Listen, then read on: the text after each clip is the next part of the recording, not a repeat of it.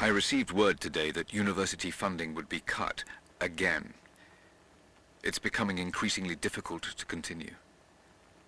I face constant ridicule from people I once considered colleagues and friends. They have no idea.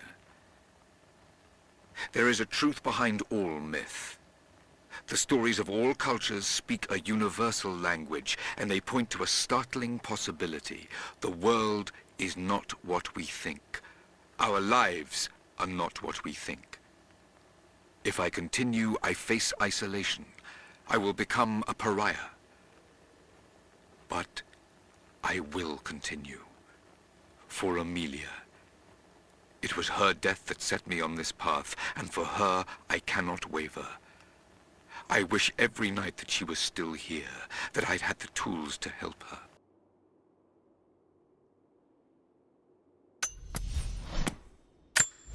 Lara has accused me of paranoia again. Perhaps she's right.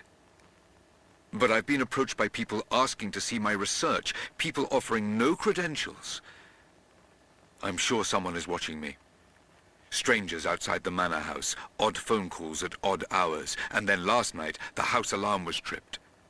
Someone had tried to break in. I believe they represent an organization called Trinity. There are oblique references to them in much of my work, but what they're after, I do not know. I've begun taking steps to ensure my work remains secure. One day, I hope Lara will understand why I did all this.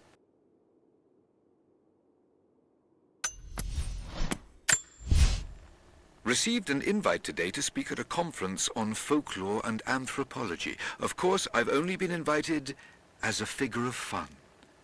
They only want to ridicule me and my ideas. But the point of this work is not to keep it in the shadows. The point is to expose it, to help bring the truth to the world. Amelia believed that it was noble to face adversity head-on. That strength was born from inside oneself. She was right. She was always right. For better or worse, I will accept the invitation.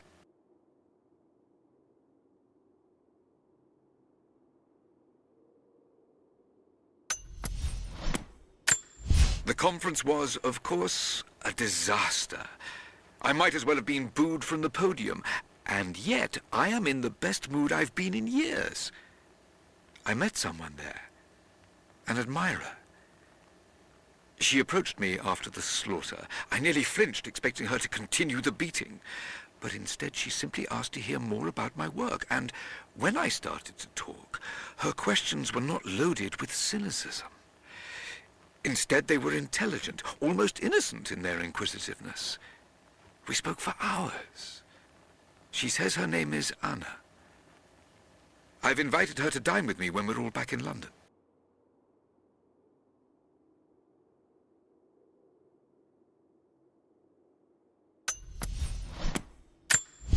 Having Anna in my life has put new wind in my sails.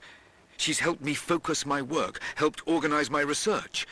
She's even offered to become my editor.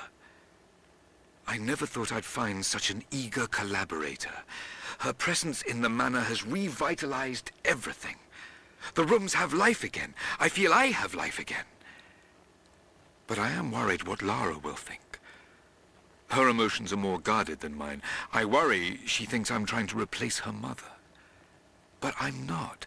I'm simply trying to find what happiness I can in this life. Lara will just have to understand that.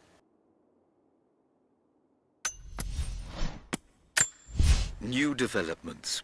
I found an old manuscript buried and forgotten under a heap of pseudo-scientific texts.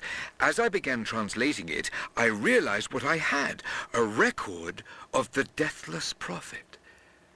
I'm still working on the translation, but already it has provided details of his life I'd never read before. There may just be enough here to find the location of his tomb. This manuscript could be it, the singular piece of research that will bring all of my work on the immortal soul together. Revelations are coming quickly. There is much work to be done. Tonight over dinner, I'm going to celebrate with Anna.